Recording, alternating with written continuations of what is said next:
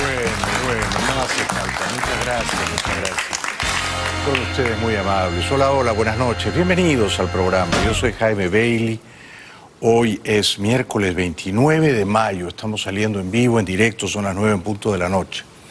Esperaba esta noche con mucha impaciencia y curiosidad porque me voy a permitir el deleite de conversar con Moisés Naim, que es un brillantísimo escritor y periodista venezolano.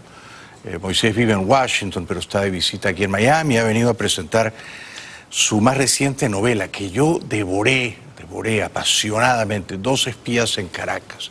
Una novela fascinante, magistralmente bien ejecutada, una obra maestra. No se pierdan a Moisés Naim en un momentito. El programa de hoy, yo creo que soy el único tonto en el mundo que dedica sus programas de televisión a gente que no conoce, pero lo hago con auténtico cariño, ¿eh? Y ustedes seguramente presienten ese afecto. Va dedicado a René Zucker, que está en Villa La Angostura. Es un lugar mágico, ¿no? Albina Viñolo, Liliana Cuevas, que está de cumpleaños. Happy birthday, Liliana. Marcela Guevara está en Barcelona. Pablo Atauge y a la familia Velarde, que está en Panamá. Después sigo con los saluditos. By the way, les recuerdo que el sábado 15 de junio, que antes me sonaba como lejísimos en el horizonte, pero está aquí a 3 semanas, ¿no?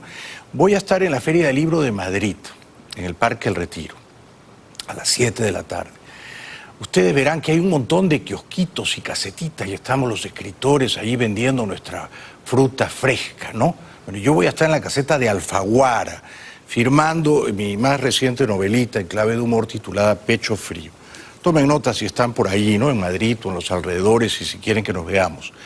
Es el sábado 15 de junio. Bueno, hace minutos nada más, el impresentable dictador venezolano Maduro, tan odioso él, tan obstinado en copar la televisión de su país, con su discurso generalmente tóxico y a un tiempo descerebrado, el dictador Maduro se congratuló por el éxito de las negociaciones en Oslo.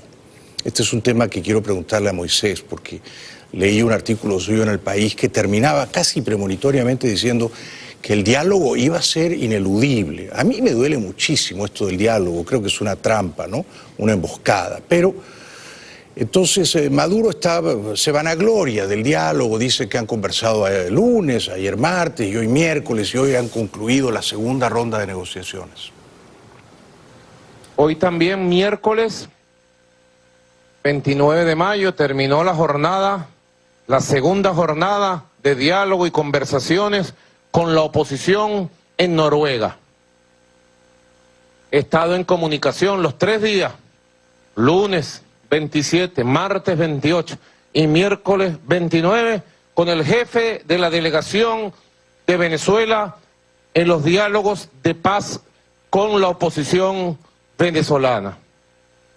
El compañero Jorge Rodríguez, allí estuvo Jorge Rodríguez, estuvo Jorge Arriaza, canciller, estuvo Héctor Rodríguez, gobernador, y otro equipo de apoyo. Curiosa esa imagen detrás de esos barquitos que oscilan, que se mecen al vaivén de las aguas, ¿no? Porque me recuerdan a todos los venezolanos que han muerto escapando por vía marítima de esa cárcel gigantesca que se ha convertido el país, en que se ha convertido el país. Recientemente no pocos murieron tratando de llegar a Trinidad y Tobago y no pocos han perecido también en alta mar tratando de llegar a Aruba y a Curazao, ¿no? Por parte de Guaidó, que yo creo que es renuente a esta idea del diálogo en Noruega, pero está bajo severas presiones de sus amigos y aliados, entre ellos Leopoldo López. Entiendo que han ido no ya 3, sino 4, ¿no? Pero han vuelto a ir, y esto me preocupa sobremanera, Stalin González, que yo no creo que sea conveniente negociar absolutamente nada con él. Yo no lo nombraría delegado mío en ningún caso y bajo ninguna circunstancia. Gerardo Blight, y un señor ya bastante mayor, si no es indelicado decir que es bastante mayor, que me parece que fue ministro con Carlos Andrés Pérez, que se apellida, creo, Martínez Motola. Maduro está encantado. ¿Por qué está encantado? Porque Guaidó había forjado una identidad frente a la dictadura un rasgo esencial de esa identidad era no al diálogo y no a elecciones amañadas. Hemos caído demasiadas veces en esas trampas, en esos embustes. Y de pronto, algo ha hecho satánicamente bien el dictador venezolano, que enreda en su telaraña al líder opositor y lo lleva a dialogar. Costó mucho llegar a Noruega. Varios meses de conversaciones secretas hubo. Prudentes. Y deben seguir así, prudentes. Varios meses, hasta que llegamos a Noruega hace 10 días. Y segunda jornada, acaba de concluir la segunda jornada. Hemos acordado ser muy prudentes y nosotros respetamos esa prudencia. Y yo hablo con la verdad. Estoy orgulloso de la delegación que tenemos en Noruega y estoy orgulloso de que estemos en fase de diálogo constructivo con la oposición venezolana. Yo sí estoy orgulloso de eso y creo que el camino es la paz, el camino es el diálogo, el camino es el entendimiento, el camino es el acuerdo. Lo creo. Bueno, el escollo capital, el corazón del conflicto, el obstáculo insalvable es que Maduro no es un demócrata y no cree en la democracia y no está dispuesto, obviamente, a entregar el poder. Entonces, yo creo que está dispuesto tan solo a negociar asuntos marginales, secundarios. Libero a algunos presos políticos, dejo entrar la ayuda humanitaria, quizá no toda, pero en parte, y yo la distribuyo. Quizá incluso libero a Leopoldo López para que Leopoldo no se sienta disminuido a las sombras de Guaidó, que se ha agigantado tanto, y estimulo la competencia de egos, la rivalidad inevitable, humana, entre ellos, no digamos ya ambos con Capriles. Pero lo que no está en discusión y lo que no van a poner sobre la mesa es la voluntad de Maduro y sus secuaces de respetar unas elecciones limpias, atenerse al resultado transparente de ellas, aceptar que han sido derrotados por paliza y entregar pacífica, gallardamente el poder. Ese es un escenario que a mí me parece absolutamente inverosímil. Eso no va a ocurrir. Por lo tanto, me parece que la oposición no debería estar sentada a la mesa en Noruega, más todavía cuando el Reino de Noruega no ha reconocido a Guaidó como presidente, ¿no? Maduro cita unas encuestas. Tengo encuestas en la mano. Más del 80% del pueblo de Venezuela apoya los diálogos de paz entre el gobierno bolivariano y la oposición de derecha. Más del 80%, todos. Solo una minoría cree en golpe de Estado. Solo una minoría está pidiendo una invasión gringa, no. Ni golpe ni invasión. Aquí lo que va a imponerse es la paz, el diálogo, la concordia, la armonía, el entendimiento. Así lo decreto. Y le pido a Dios sus bendiciones. Pido a Dios las bendiciones para el diálogo de paz entre Venezuela y la oposición. Bueno, yo le pido a Dios, claro que es una osadía por mi parte pedirle nada a Dios, ¿no? Porque a menudo descreo de Dios. Soy un agnóstico inconstante, pero tengo mis ratos esporádicos de fe. Yo le pido a Dios que le devuelva la libertad a Venezuela. Y como Maduro es un escollo, es un obstáculo para ese fin noble, el de restaurar las libertades en Venezuela, le pido a Dios que retire a Maduro del camino. De la manera más delicada posible, por supuesto, ¿no? Bueno, esta es una noticia que los seguidores de Trump van a tomar con cierto beneplácito, me parece. Lo recogí en CNN en inglés. Hay un señor que es un intelectual, un profesor universitario, y que, a pesar de ello, no se equivoca. Generalmente los intelectuales no son muy inteligentes y generalmente los profesores universitarios se equivocan en casi todo. Pero esta es mi percepción de las cosas, ¿no? Porque viven en la burbuja del mundo de la teoría, pero en el mundo de la práctica quizá no serían tan iluminados. Pero este señor ha vaticinado con exactitud las últimas 9 elecciones presidenciales de los Estados Unidos. No se ha equivocado. No se equivocó tampoco con Trump en 2016. Y ahora se permite decir quién va a ganar en noviembre del próximo año. O sea que este señor se juega su credibilidad y afirma que Trump va a ganar nuevamente. No es completamente increíble un escenario en el que Trump consiga la reelección. Hay una tradición en este país por reelegir, la economía sigue bien, sigue boyante, sigue muy arriba. La gente le perdona los exabruptos, los estallidos maníacos al presidente, incluso alguna gente goza con ellos, ¿no? Disfruta de ellos. Así que no está tan fácil para los demócratas ganarle. Y sobre todo si nominan a Joe Biden o a Bernie Sanders, me parece que Trump va a ganar sin ninguna duda. Bueno, a mí me encantaría que nominaran a una mujer o a uno de los dos muchachos menores de 50 años. Bueno, yo digo muchachos, pero a Beto O'Rourke o al exalcalde gay Pete Buttigieg, o como se pronuncia su apellido. Este sería un candidato formidable, ¿no? Yo votaría por él con los ojos cerrados. El primer presidente gay de Estados Unidos, héroe de guerra en Irak o en Afganistán, ¿no? Bueno, el canciller mexicano, que es un señorito, como suelen ser los diplomáticos, un señorito. Entonces él dice que los hechos han demostrado que ellos, entendiéndose por ellos el gobierno de México, del charlatán López Obrador, tenían la razón respecto de Venezuela, porque ahora la oposición está negociando con la dictadura. Y ellos habían dicho que ambas partes tenían que sentarse a dialogar y que no había que afrentar a ninguna, agraviar a ninguna de las dos partes. O sea, decirle a Maduro, un dictador, a este señorito le parece que es una insolencia, ¿no? O una palabra sucia, procaz, arrojadiza. No insultemos al dictador. Digamos que es un gobernante, que es un presidente cuestionado. O como diría Andrés Oppenheimer, que escribió esa cosa deliciosa respecto de Daniel Ortega, un presidente autoritario. Teníamos la razón. La única posibilidad que hay ahí eso no es indiferencia, eso es promover algo diferente a lo que han promovido, por ejemplo, el Grupo de Lima, la Unión Europea en algún momento, y nosotros no estuvimos de acuerdo, porque lo importante para un diálogo es que no descalifiques a ninguna de las partes.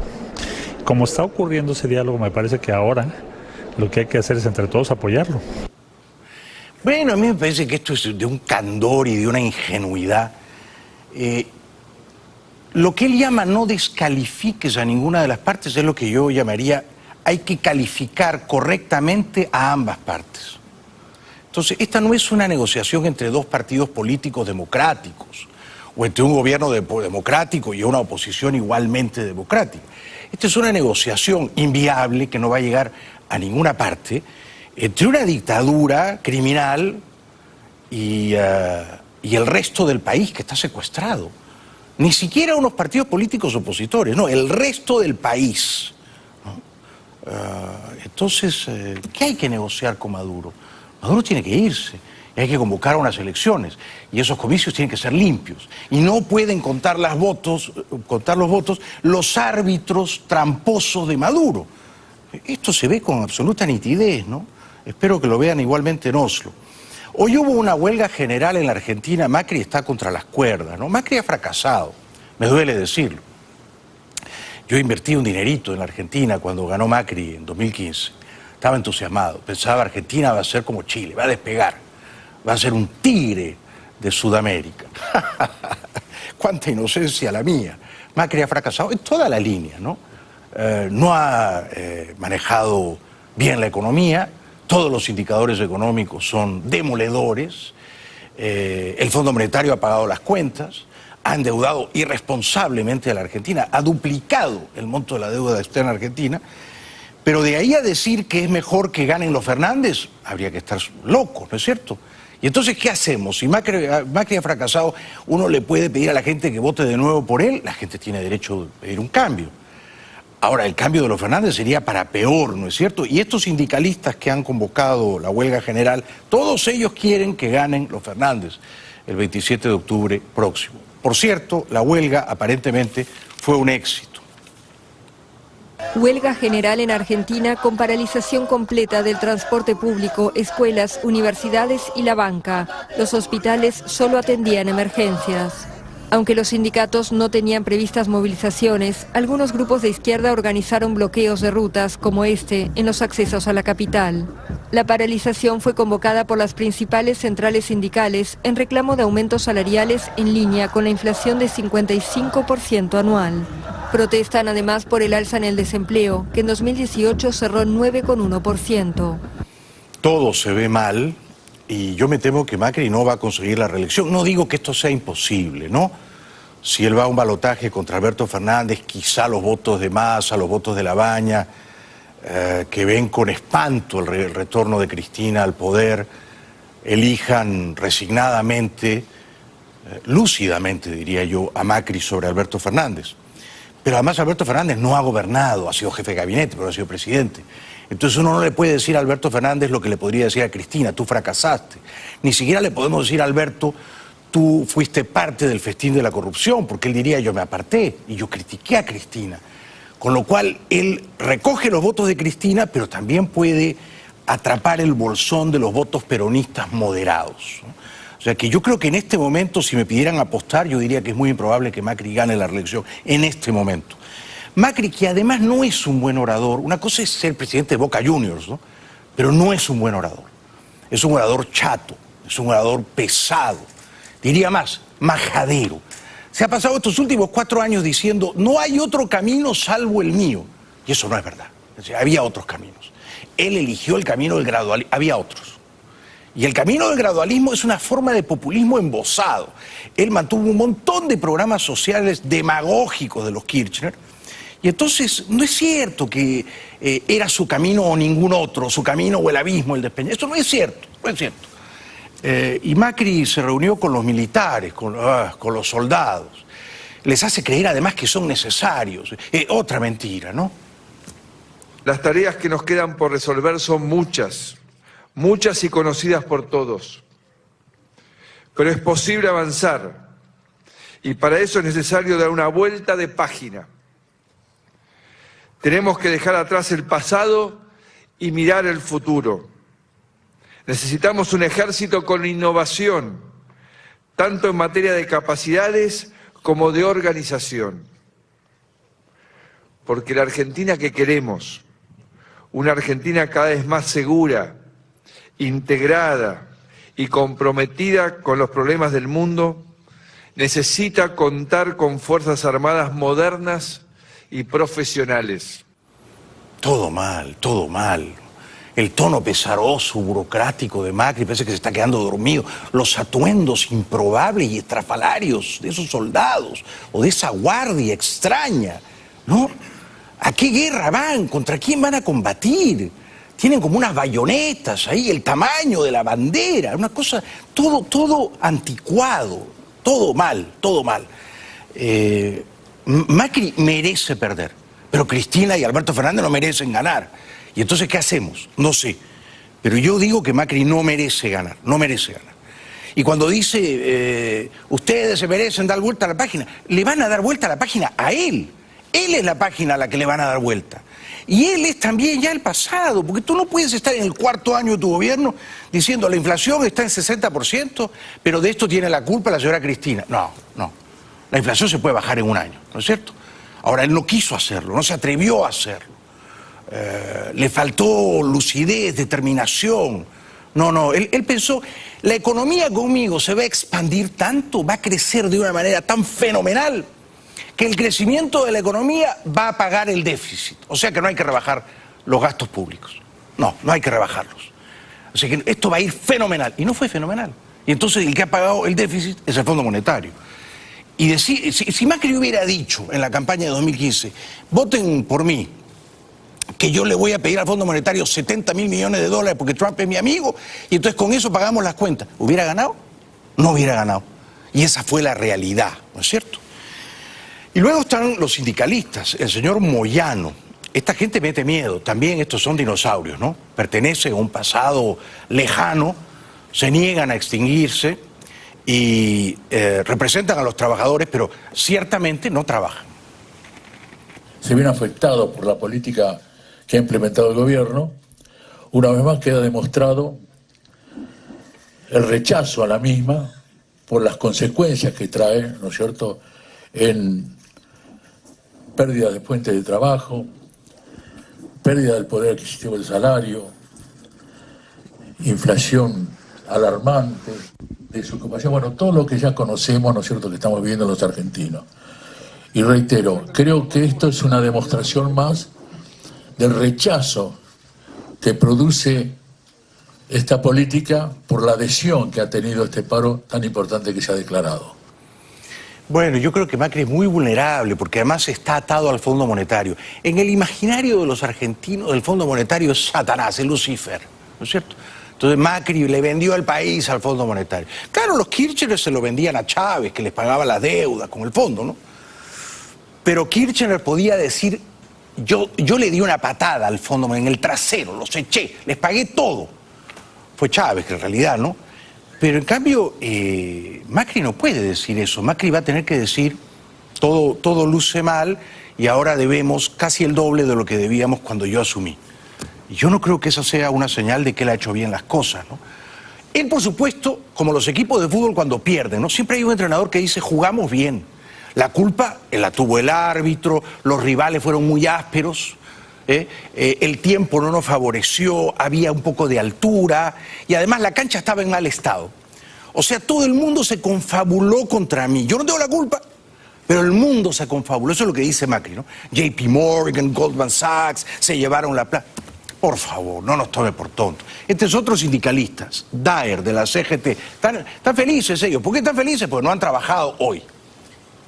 Del pueblo argentino se sumó a la convocatoria de la Confederación General del Trabajo para reclamar medidas urgentes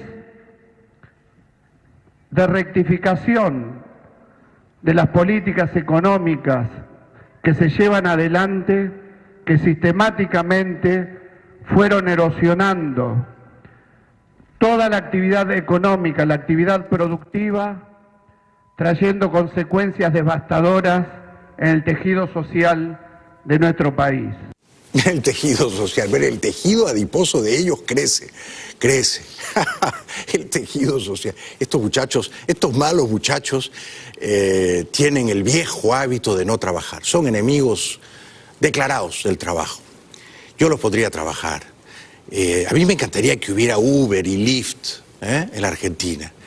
Me encantaría que hubiera Amazon, que estos malos muchachos sean repartidores de cajas de Amazon, que trabajen, que por una vez en sus vidas tengan un trabajo real, un trabajo saludable, ¿no? No que sean parásitos. Estos son tábanos, son chupasangres, ¿no? Buenos para hablar y para quejarse, pero no buenos para trabajar ni para crear riqueza. Créanme, el problema es que todos ellos, todos, están conjurados detrás de la señora Cristina, todos. A ninguno le molesta la corrupción de los Kirchner, porque ellos son infinitamente más corruptos, ¿no es cierto? Y luego tienen a Alberto Fernández, que dice, pero es que yo estoy con Cristina, pero también fui opositor a Cristina. O sea que yo creo que ha sido una jugada maestra de la señora Cristina, maestra, la de poner a Alberto Fernández. Macri tendría que declinar y poner como candidata presidencial a María Eugenia Vidal. Y yo creo que la señora Vidal, que a mí me encanta, ganaría. Pero creo que Macri va a perder. Por muy sabios que sean los consejos de mi tocayo Durán Barba, Macri tiene la goma, el neumático pinchado. Y lo veo muy difícil que pueda ganar. Bueno, publicidad y luego voy a conversar con el brillante escritor y periodista venezolano Moisés Naim.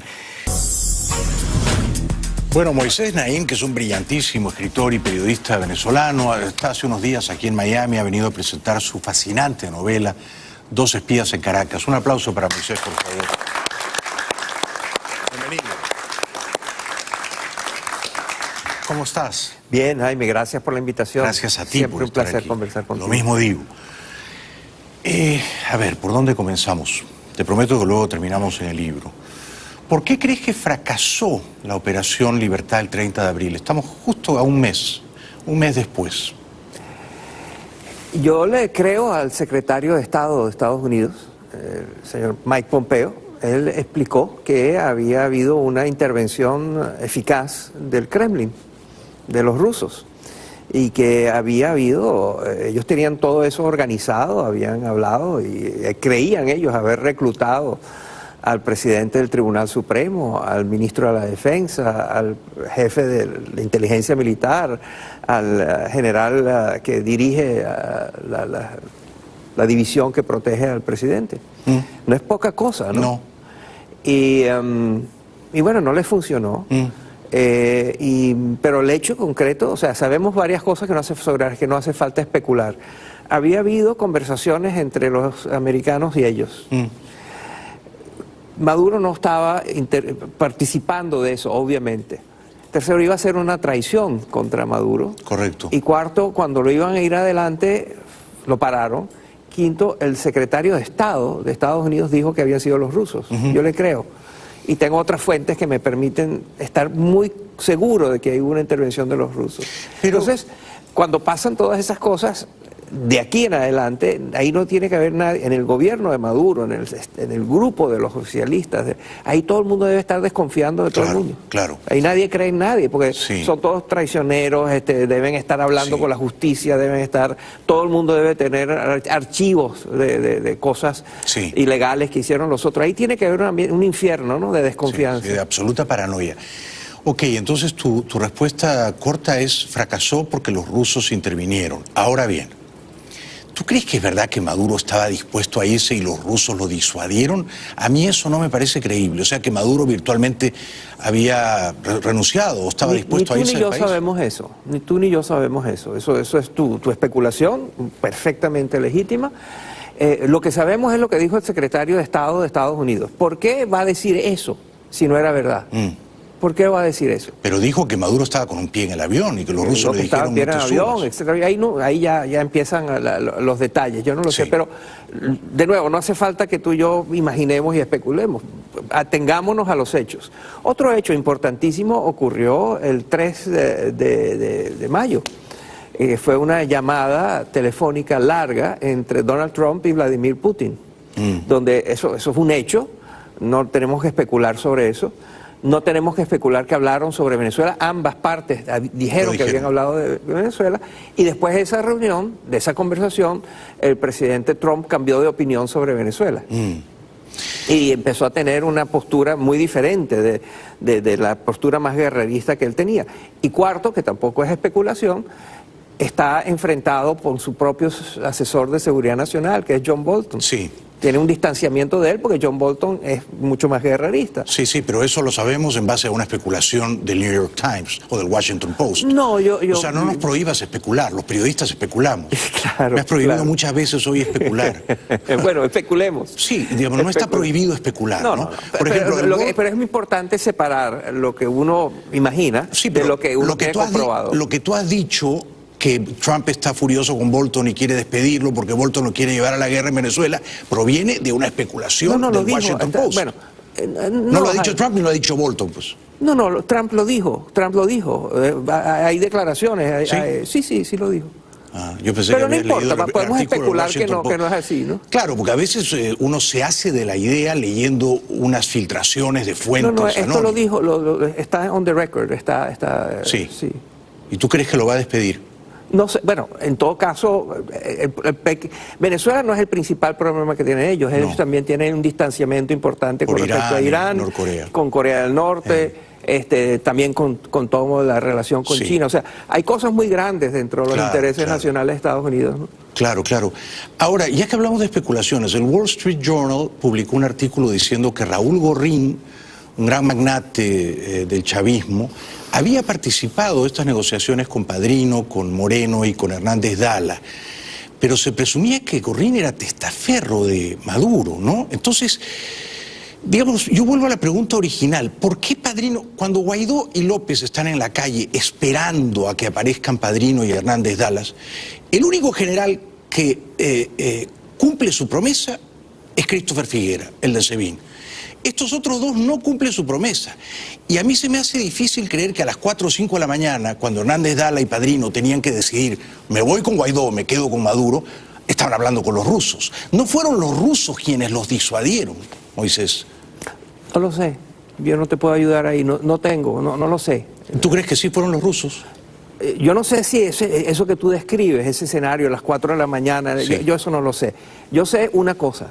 el secretario de Estado de Estados Unidos, Mike Pompeo, dijo que eso pasó, dijo Sí. que esto fracasó porque los rusos intervinieron. Sí. Los detalles de eso yo no los conozco. Claro, pero fue una buena idea nombrar a estos 3 personajes encumbrados del chavismo, 2 de ellos militares de alto rango. Lo dijo también Bolton a la salida de la Casa Blanca. ¿Fue una buena idea decir estábamos negociando con ellos y ellos no cumplieron? Bueno, probablemente no, pero afortunadamente lo dijo porque nos aclaró qué fue lo que pasó, ¿verdad? O sea, quedaron como en ridículo, quedaron como que estos chavistas venezolanos, estos oficialistas venezolanos jugaron con ellos y los manipularon y hicieron con ellos. Pero el hecho concreto, la información que obtuvimos nosotros de este evento es que había habido negociaciones secretas al más alto nivel del chavismo. Estamos hablando de gente muy importante que estaban dispuestos a traicionar a Maduro. Sí, pero yo creo que fue una torpeza mencionar a Padrino y Hernández Dala. ¿Por qué? Porque mal que mal estabas hablando con ellos a través de emisarios. Pero allí lo que debe haber sucedido es que los traicionaron. Los americanos se sintieron que habían hablado con unos tipos que le hicieron una trampa. Entonces fue un fracaso de Washington y un triunfo de Moscú. Absolutamente, yo creo eso, sí. Bueno, a los hechos nos remitimos, Claro. ahí sigue el señor Maduro tan campante como siempre. Ok, ¿y por qué Moscú gana con Maduro en el poder? Yo creo que tiene influencia sobre él, yo creo que han descubierto una oportunidad geopolítica y económica muy interesante, a muy bajo costo. Y bueno, y de alguna manera le dicen a los americanos, si tú te sientes con derecho en intervenir en Ucrania, que es mi patio trasero, yo también puedo intervenir en el tuyo, o sea, lo que es igual no es trampa. Sí. Entonces es muy atractivo, ¿no? Como posibilidad. Como una carta de negociación. Claro. ¿Y tendría sentido que Trump le dijera a Putin, bueno, yo me repliego de Ucrania, pero tú repliégate de Venezuela? Sí, aunque yo no, a estas alturas lo de Ucrania tiene una dinámica independiente, ahí hay un gobierno diferente, está la Unión Europea, ahí hay una dinámica tan diferente. Sí. Volviendo al 30 de abril, ¿fue a tus ojos un error que indultaran y liberaran a Leopoldo López tan temprano, cuando el éxito de la operación era incierto? No lo sé. Yo sí sé que si yo fuera Leopoldo López, y llevo tantos años y viene el jefe del servicio de inteligencia del gobierno y me dice, ven que te estás libre, y el presidente en ejercicio, el presidente me dice, te doy el indulto, o sea, no, estás libre, ¿qué ser humano va a decir que no? O sea, ¿qué ser humano dice, no, déjame tranquilo, yo prefiero quedarme en la casa por cárcel y quiero seguir preso durante mucho tiempo? O lo que estaba planteado, lo que hemos sabido que estaba planteado, es que el gobierno se iba a anticipar a eso e iban a enviar a Leopoldo López otra vez a una cárcel infame. Y no lo iban. Entonces, no hay que perder de vista también el cálculo humano, ¿verdad? Sí, estaría impaciente por salir, por recuperar su libertad. ¿Qué harías tú, no? Después de todos estos años en la cárcel, de haber sido maltratado, y estás entonces llega ni más ni menos que en Estados Unidos, imagínate que es el jefe de la CIA. Que viene y te dice, véngase, yo estoy contigo, estás libre, y el presidente en ejercicio, legítimo, reconocido por 50 países, te dice, tú estás libre. ¿Qué hubieras hecho tú? Y dice, no, yo prefiero quedarme preso. Bueno, tú me has preguntado qué hubieras hecho tú. Yo te respondo. Yo no me hubiera entregado a la justicia abusiva, despótica de Maduro en primer lugar en 2014. O sea, yo me hubiera asilado en la embajada de Costa Rica o de Colombia y me hubiera ido al exilio. O sea, eso responde a tu pregunta. Y luego, ¿qué hubiera hecho yo ese día al ver que la operación fracasaba? Cualquier cosa menos refugiarme en la embajada de España. Cualquier cosa. Me refugiaba en 12 embajadas antes que en la de España. Creo que fue un error de cálculo elegir España. Sí. Porque no es un gobierno demasiado amigo. Hubiera sido mejor elegir Bueno, y después terminaron primero fueron a la de Chile, ¿verdad? Sí, pero en la de Chile había un montón de gente. No había camas. Lo que te quiero sugerir con esto es que no todo forma parte de cálculos geopolíticos finos que puedes hacer en el momento en que ocurren las cosas, ¿verdad? No, pero cuando tú sales de madrugada y acompañas a Guaidó, tú tienes un plan, y el plan es, por la tarde voy a estar en Miraflores, no por la noche voy a estar en la embajada de Chile y luego en la de España. Pero evidentemente ellos calcularon mal el apoyo, ellos pensaban que ellos, es decir, los americanos fueron engañados y cayeron por inocentes, y Guaidó y Leopoldo López contaban con que si tenían de su lado a todos estos personajes, se les iba a voltear la tortilla a su favor, ¿no? Pero a mí me parece, Moisés, que son demasiadas derrotas de la oposición. Fíjate lo que pasó con la ayuda humanitaria. Va a entrar sí o sí, fue un fiasco. la Operación Libertad fue un fiasco. Entonces, luego de severos traspiés, nos encontramos con que la oposición, que había dicho no al diálogo y no al diálogo, manda delegados a Noruega y además lo hace de una manera culposa, semiclandestina. Entonces, uno, de acuerdo con que hubo los errores, esta es una oposición, es un grupo político que ha cometido errores, fue muy improvisado y no funcionó bien la ayuda humanitaria, todo lo que has dicho es cierto, sin duda, está allí, ¿no? Lo de los diálogos ha sido realmente un fracaso comunicacional muy grande, ¿no? ¿De qué manera? ¿Por qué crees eso? Porque tú mencionaste un artículo que yo escribí al respecto. Sí. Ese artículo esencialmente dice, entre otras cosas, en Venezuela hay palabras buenas que se vuelven malas. La palabra colectivos es una cosa buena, somos un colectivo, estamos aquí juntos, es una comunidad, etc. La palabra colectivo es buena, en Venezuela es nefasta, el colectivo son unos criminales, asesinos que están activamente armados y protegiendo a un gobierno espantoso. O sea, colectivos en Venezuela es una cosa mala. Diálogo, ¿qué cosa mejor que un diálogo? Estamos dialogando, tú y yo, cambiando puntos de vista, oyéndonos. Eso es bueno, ¿verdad? Bueno, no, en Venezuela es espantoso. En Venezuela cada vez que ha habido un diálogo ha sido para darle fuerza al gobierno, dividir a la oposición y acallar la calle. Cada vez que el gobierno ha estado debilitado, ha llamado a un diálogo. Y en ese diálogo ha defenestrado a la oposición. Nos han hecho trampa, han hecho promesas que eran mentiras, han metido gente presa. Es espantoso el diálogo. La palabra diálogo, con toda razón, en Venezuela tiene pésima reputación. Entonces es verdad. Ahora, ¿qué hay de malo que un grupo de venezolanos que representan a Guaidó conversen con unos mediadores y con representantes del gobierno, con tal de que respeten lo siguiente?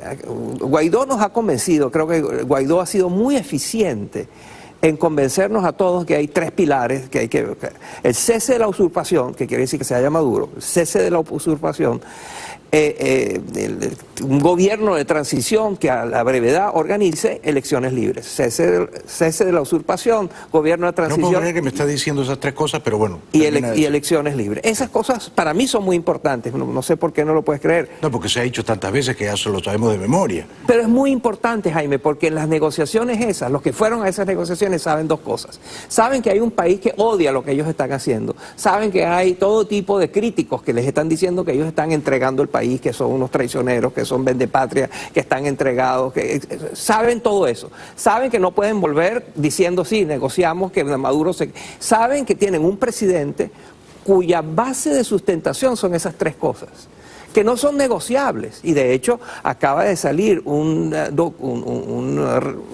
declaración del gobierno de Guaidó diciendo que fracasaron las negociaciones en Noruega, puesto que habían pedido esas tres cosas y no se las concedieron. Yo he sido paciente en escucharte, pero tú preguntaste, ¿qué hay de malo con el diálogo? Yo te puedo responder qué hay de malo. Bueno, Guaidó dijo que no iba a ir al diálogo, por lo tanto, él está erosionando su credibilidad. Se está disparando en los pies. Si tú dices yo no voy a dialogar con mi secuestrador y luego mandas delegados en secreto, ¿qué hay de malo? ¿Qué hay de malo? Que tu carácter moral queda socavado. Eso es lo que tiene de malo. Y luego, no todos los diálogos son buenos, Moisés. ¿Era bueno el diálogo con Hitler, por ejemplo? ¿Quién tenía la razón en ese momento? ¿Había que dialogar con Hitler o había que combatirlo? Guaidó ha dicho... No todos los diálogos son buenos. Claro que no, y esa es la razón, entre otros, todos los diálogos que ha habido en Venezuela. Sí, pero digamos, si tú a Obama le hubieras dicho en la sala de situación, no entre a Pakistán, dialogue con Bin Laden, ¿tú crees que el diálogo era conveniente? Guaidó no ha dicho que no iba a dialogar. Guaidó recientemente, Jaime, esta semana o la semana pasada...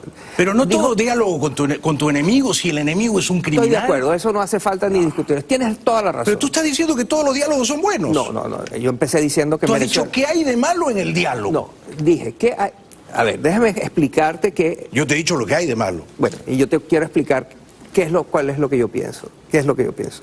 Yo pienso que Guaidó, contrariamente a lo que tú dijiste, Guaidó ha dicho recientemente que él está conversando con todo el mundo, que él está que con tal de hacer salir a Venezuela. Yo te puedo sacar 10 videos de Guaidó diciendo no vamos a dialogar con Maduro. Y yo te puedo sacar el video de Guaidó de ayer diciendo estoy hablando con el Grupo de Lima, estoy hablando con el Grupo de Contacto, estoy hablando en Noruega, estoy hablando con la Unión Europea, que acaba de nombrar a Enrique Iglesias como mediador, estoy hablando con Estados Unidos, estoy hablando con todos los que haga falta hablar. Está haciendo damage control. Bueno.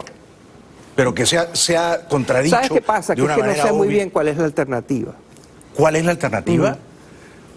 Ir a Washington y hablar con Trump. ¿Y decirle qué? Persuadirlo de que Estados Unidos tiene el deber moral. Yo recuerdo la última entrevista que te hice aquí. Yo abogué por el embargo petrolero de facto. Y tú me dijiste, irónicamente, no ayudes a Trump. Y ocurrió el embargo petrolero de facto. Y fue una buena decisión y tú te oponías a él. Persuadí a Trump de que Estados Unidos tiene el deber moral de defender la libertad. ¿Qué te hace pensar a ti que el gobierno de Venezuela y otros gobiernos no han ido donde Trump a pedirle eso? Yo creo que a Trump varias fuerzas... Guaidó no ha ido a la Casa Blanca. Varias... hay venezolanos muy importantes. Pero no es Guaidó, pues no es el presidente. Pero, bueno, Guaidó ha dicho que él está conversando con todos sobre todo. Pero Guaidó ha viajado a Asunción, Paraguay, y ha estado con Mario Abdo Benítez. Si va a Paraguay, ¿no puede ir a Washington? Bueno, a ver, Trump ha dicho que están todas las opciones sobre la mesa, y eso quiere decir la opción militar. Ya lo ha dejado de decir. Bueno, pero tú te oponías al embargo petrolero, decías que era inviable. Me estás imputando cosas que yo no dije. Déjame explicarte qué es lo que te dije en esa conversación, que la recuerdo muy bien. Lo que te dije es que no hay peor embargo que el que le pone Cuba a Venezuela, que no hay peor sanción que la que le impone Miraflores a los venezolanos, que no hacía falta que Trump pusiera un embargo petrolero, puesto que el propio Maduro estaba destruyendo la capacidad petrolera venezolana. Sí, pero estabas equivocado.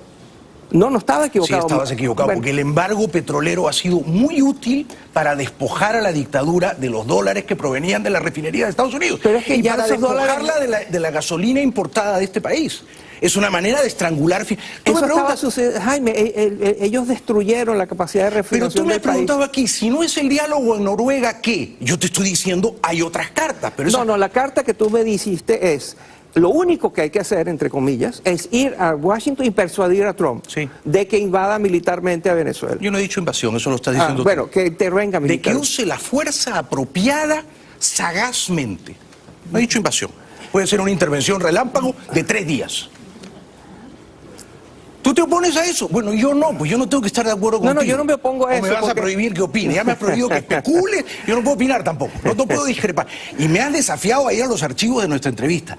En esa entrevista quedó clarísimo que tú te oponías al embargo petrolero. No, me oponía porque decía que no hacía falta que lo hiciera Trump. Sí hacía falta. Que bastaba con que Maduro siguiera destruyendo como lo estaba destruyendo. Porque al final tú eres otra voz lúcida, brillante. Tú eres una mente brillante. Y termina diciéndole a Guaidó: vaya usted a Noruega mansamente como un corderito a negociar con los que te van a negociar. No negoció, acaba de anunciar que fracasaron las negociaciones, Jaime. Esto yo lo hubiera podido anunciar un mes antes. Todos sabíamos que iba a fracasar. Bueno, Jaime, respeta a un tipo que tiene una opinión diferente. Guaidó opina que valía la pena hacerlo, conversó y no funcionó y se retiraron.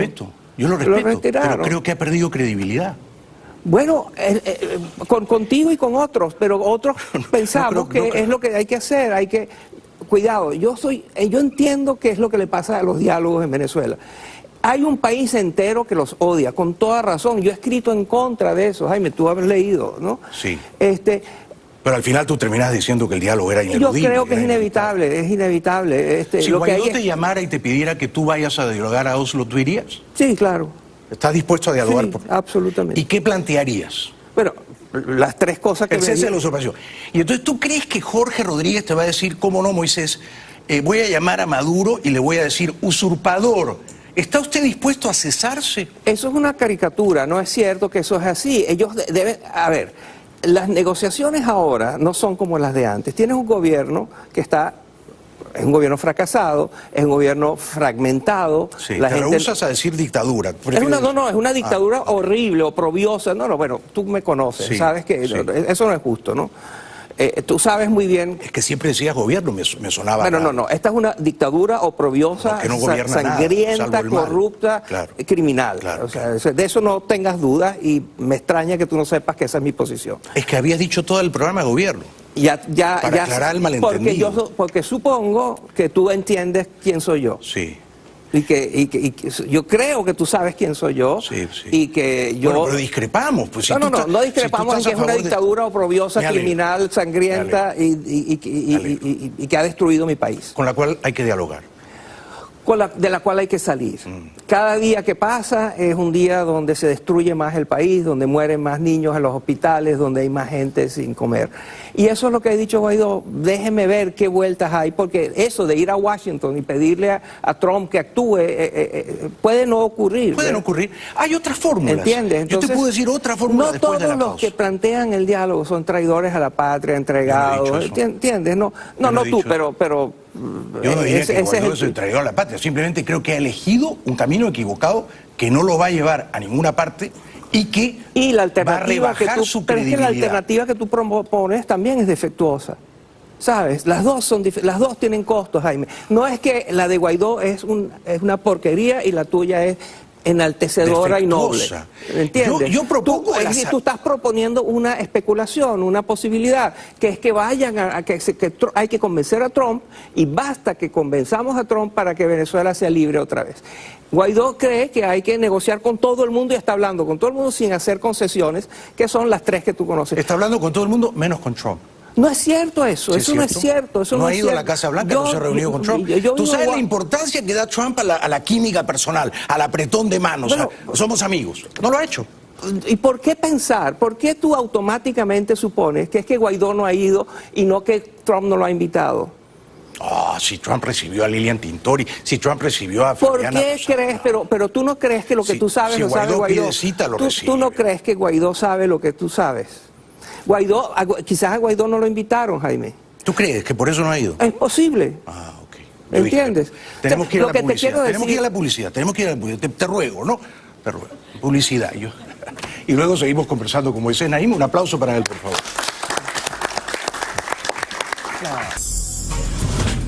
Bueno, Moisés Naim, que es una mente brillante, un gran escritor y periodista venezolano, que está presentando esta novela que a mí me ha fascinado, además lo dije en su día, apenas terminé de leerla, 2 espías en Caracas, está aquí en el programa. Y no estamos de acuerdo en casi nada esta noche. Pero eso es fantástico, ¿no es cierto? O sea que yo creo que el público aprecia mucho la discrepancia, incluso la discusión un poco acalorada y el cotejo saludable de ideas. Moisés cree que hay que ir a negociar a Noruega. Yo no creo que hay que ir a negociar a Noruega. Yo creo que hay que ir a hablar con Trump y convencerlo de usar la fuerza para libertar a Venezuela. Moisés cree que ese camino es extraviado, ¿no? Que a Trump no lo vamos a convencer. No, ojalá.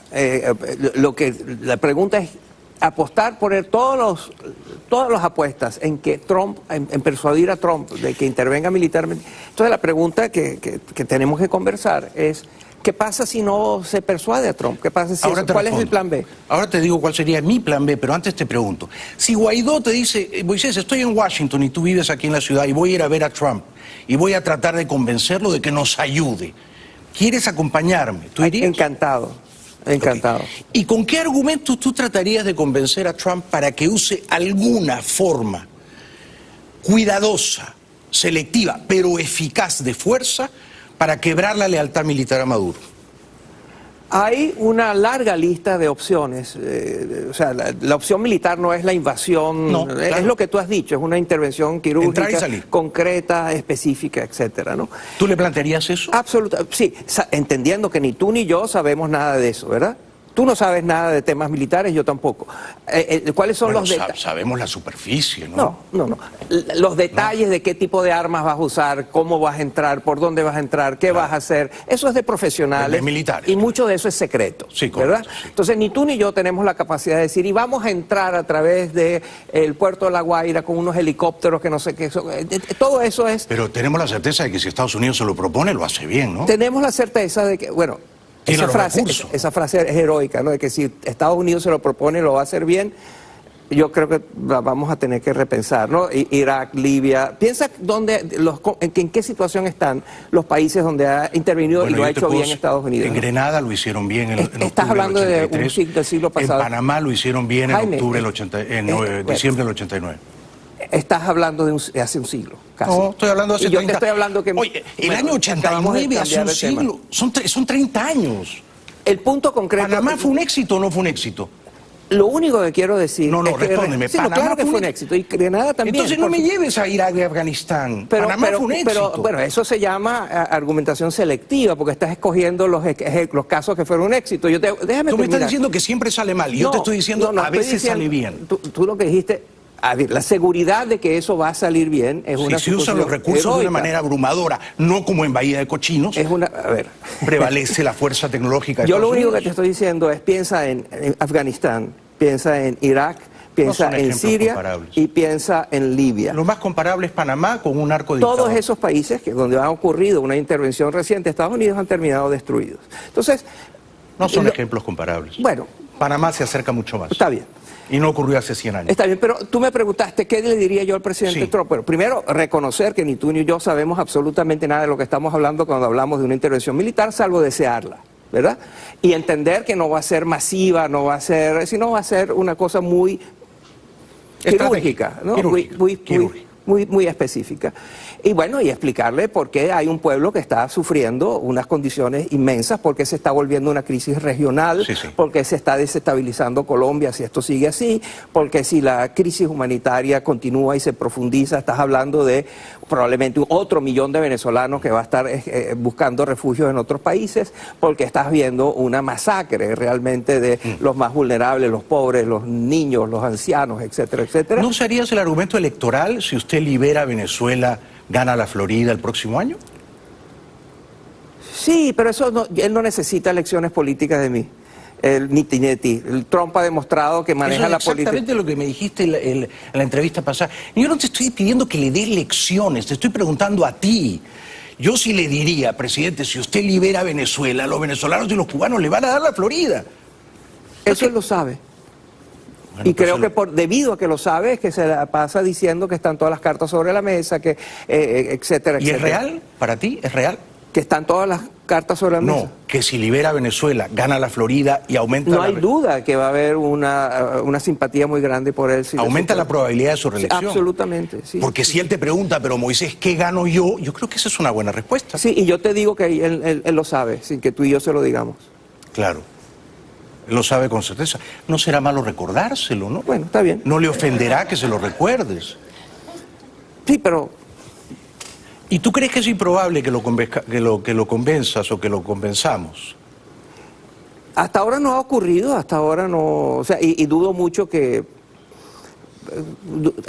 Te repito, yo le doy muchísima importancia a la conversación que él tuvo con Vladimir Putin. Muchísima importancia. Y creo que esa conversación salió de que no se meta más en Venezuela. Bueno, tú me preguntaste qué plan B. Si Trump te dice, mira, la verdad, por el momento tengo otras prioridades, déjame pensarlo, yo te voy a llamar. Lo más probable, ¿no? Lo más probable. Yo creo que hay un otro escenario que podría explorarse, ¿no? Que es convencer a Trump no de usar la fuerza militar, sino usar la fuerza policial. O sea, que el Departamento de Justicia, que ya ha encausado criminalmente a Reverol y a Tarek El Aissami, haga lo mismo con Cabello y con Maduro, y que sea una operación de la DEA. Es decir, convertir a Maduro y Cabello en el Chapo Guzmán. Hay que extraditarlo. Venezuela no tiene una justicia independiente, no te los va a entregar, hay que ir a buscarlos.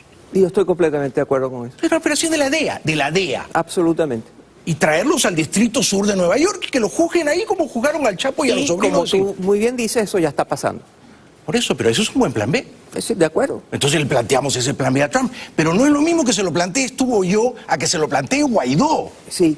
El problema de eso es que, como tú sabes, el sistema judicial aquí es independiente. Tiene sus tiempos, claro. No, es independiente, o sea, no depende de Trump, ¿verdad? Claro.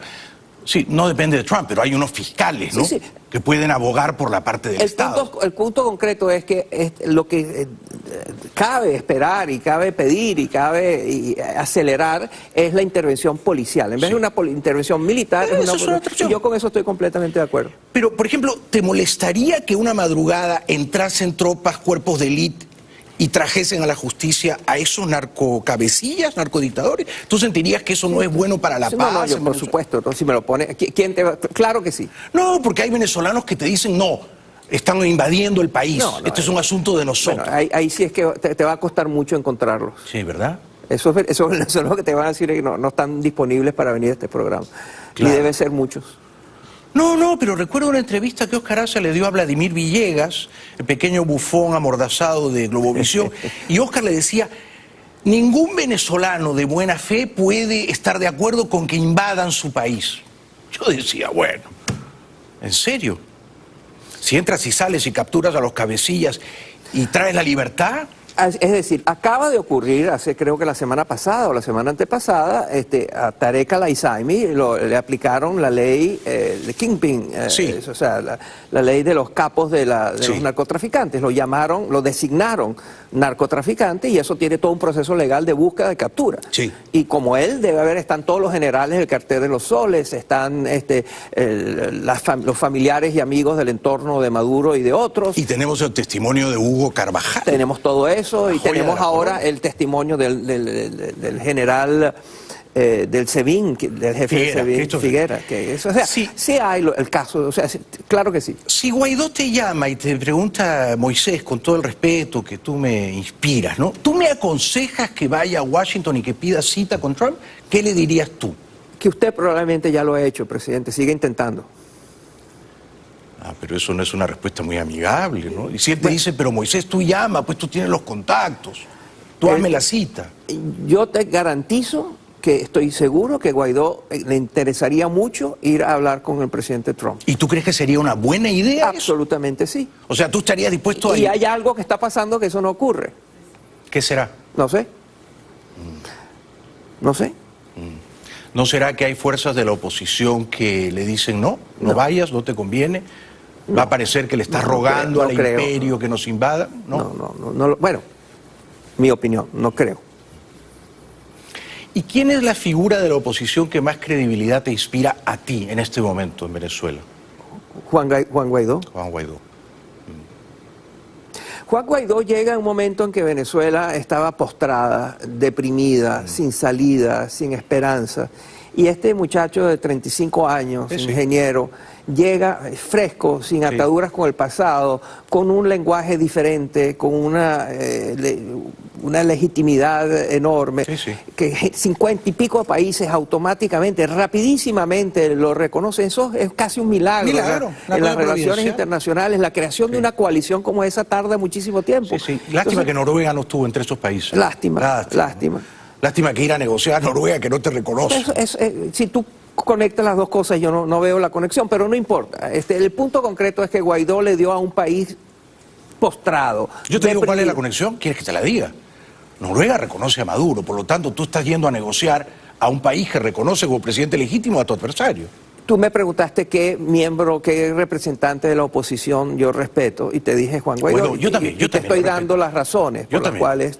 y hay una de las cosas Hugo Chávez nos ha dejado legados envenenados de muchos tipos, Jaime. Uno de los legados más terribles de Chávez es considerar a quienes tienen ideas diferentes enemigos. No compatriotas que tienen ideas diferentes, sino enemigos. Entonces se ha dado un recrudecimiento del debate político, donde a alguien que vaya a negociar se le acusa de no tener... Discrepo de tu lectura. Maduro es mi enemigo, Jorge Rodríguez es mi enemigo y Cabello es mi enemigo. No es que tienen ideas diferentes, tienen a un país secuestrado. Yo no estoy hablando del debate o de la negociación contra tus enemigos, estoy hablando dentro de la oposición. La ferocidad que hay del debate dentro de la oposición es algo que hay que acabar, es algo que hay que apelar a las buenas intenciones de la gente. No puede ser que si yo estoy a favor de la intervención militar y tú no, yo te denuncie, te acuse, te insulte con una ferocidad enorme. Eso es lo que está pasando en mucho de la oposición. Tú oyes lo que dicen miembros de la oposición contra Guaidó y su gente y tú dices, bueno, esto es terrible, ¿no? Sí, se exagera. Entonces simplemente es una apelación tienes toda la razón. a romper con el chavismo dentro de la oposición. Y el chavismo es el que denuncia, insulta, agrede y le niega legitimidad y derecho a existir a quienes piensan diferente. Sí. Pero si yo creo que Guaidó se está equivocando, con todo lo que lo respeto y lo quiero, lo tengo que decir. Eso es democracia. Claro. Eso es democracia, esa es libertad de expresión. No estoy aquí para aplaudir sus errores también. Absolutamente, y ojalá siga, y ojalá haya mucho de eso. Eso forma parte de la democracia. Lo que no puede ser es que se le imputen que ha traicionado su calibre moral, que, ¿entiendes? Hay calificativos que no caben.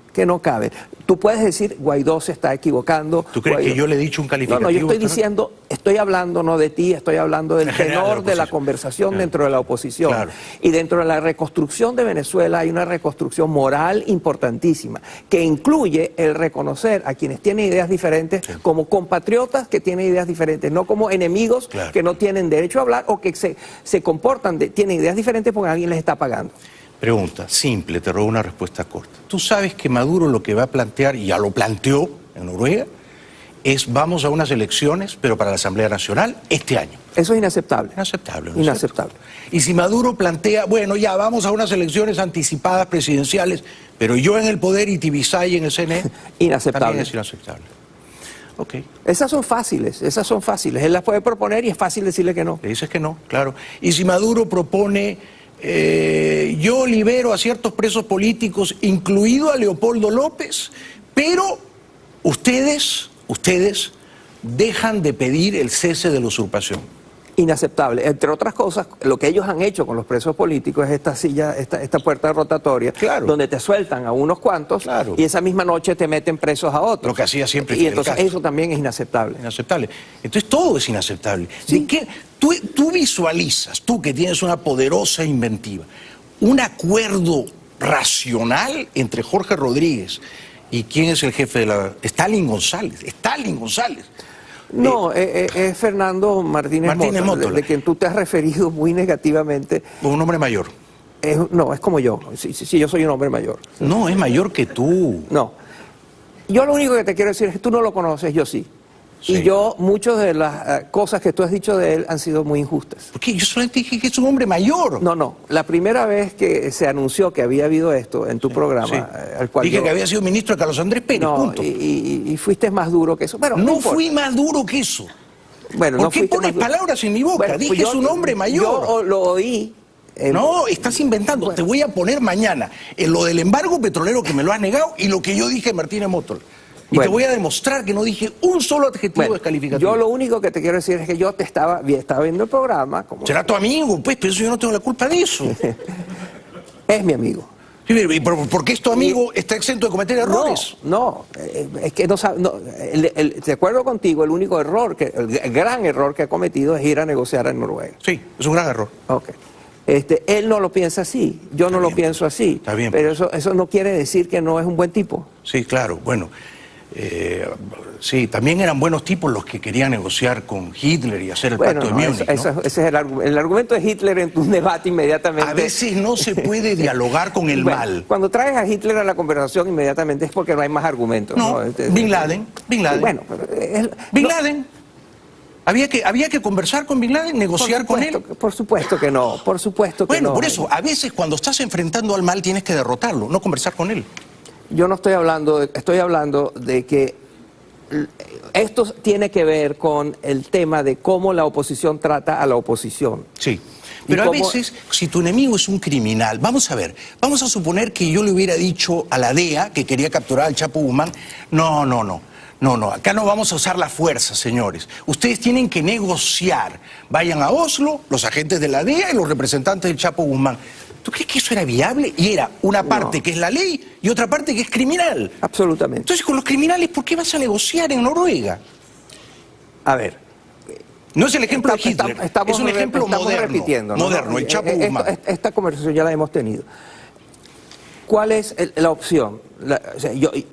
Ir a negociar con ellos sabiendo que hay cosas que no son negociables. La opción es preservar tu integridad moral, la integridad del líder que dijo no al diálogo y respeta su palabra.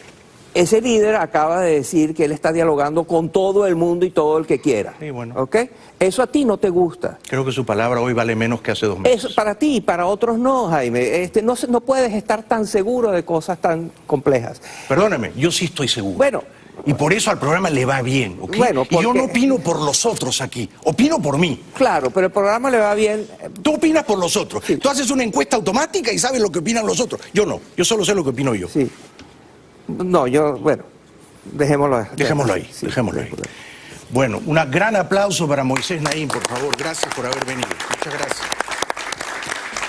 Recomiendo con entusiasmo este libro maravilloso, 2 espías en Caracas. Es una novela fascinante. Yo me la devoré en Los Ángeles, no pude dejarla.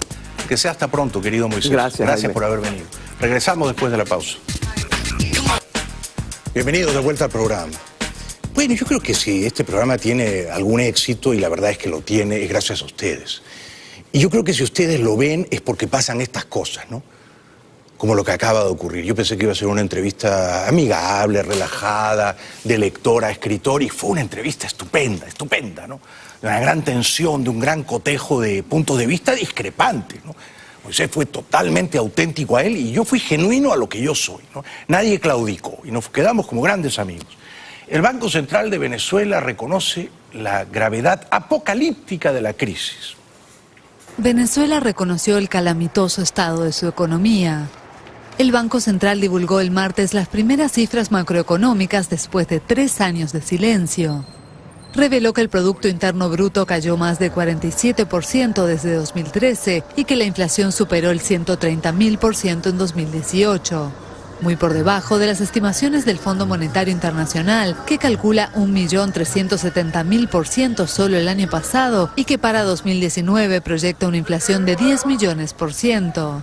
Además, el banco informó que las exportaciones petroleras, principal fuente de ingresos del país caribeño, se desplomaron desde 2013. Y las vitales importaciones cayeron a 1/4 de su volumen, lo que explica la severa escasez de bienes básicos como alimentos y medicina. Es la peor crisis económica en el mundo en los últimos 40 o 50 años. La peor. El próximo año la inflación en Venezuela va a ser de 10 millones%, según el Fondo Monetario. Nunca hubo una inflación tan grande en el mundo. Pero Maduro, ¿a quién le echa la culpa? A Washington, por supuesto. Hoy por hoy el gobierno de Estados Unidos, alentado por esta derecha, persigue a Venezuela para impedirnos comprar alimentos y medicina. Es un bloqueo criminal contra el pueblo de Venezuela y así lo denuncio. Un bloqueo y una persecución criminal.